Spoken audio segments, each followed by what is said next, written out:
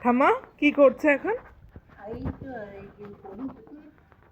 হলুদটা গুঁড়া হয় বসিয়ে দিলে পরে এতে বৃষ্টির জল পড়বে, পড়ে আমনাহতি গাছগুলো হবে, হয়ে হলুদ ভর্তি হয়ে যাবে একবারে টব।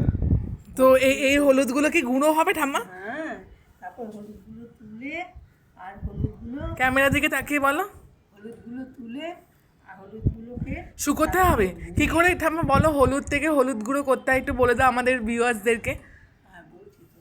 তো হলুদটা তুলে হলুদটা কী করলো, কতগুলো হলুদ হয়েছে দেখি?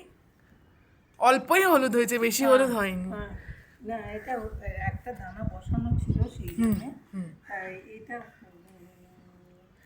অনেকটা পচেও গেছে, আমরা তুলিনি তো ওই জন্য এটা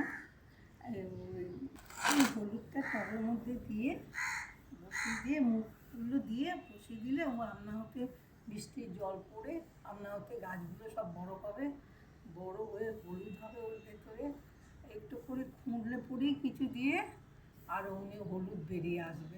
হলুদ বেরিয়ে একটা দুটো করে ভেঙে নিয়ে কাজ চালিয়ে দিল। এই এই এই এই হলুদগুলো থেকে হলুদ গুঁড়ো হবে? হ্যাঁ, এইটাকে নিয়ে ধুয়ে ভালো করে ছাদে শুকিয়ে রোদ্দুরে শুকিয়ে থেতো করে নিয়ে মিক্সি কেউ কেউ হামানদিস্তাতেও বা শিলনোড়াতেও বাটতে পারে, বাটবে কেন? গুঁড়ো করে নেবে। গুঁড়ো করবে, মিক্সিতে গুঁড়ো করে নেবে, একটু থেতো করে একটু ভালো করে শুকিয়ে নিতে হবে। আচ্ছা, শুকিয়ে নিয়ে আর সেগুলো দিয়ে তো চলো আমরা পদ্ধতিটা দেখাই, ধোয়ার পদ্ধতিটা চলো ধুয়ে নিই।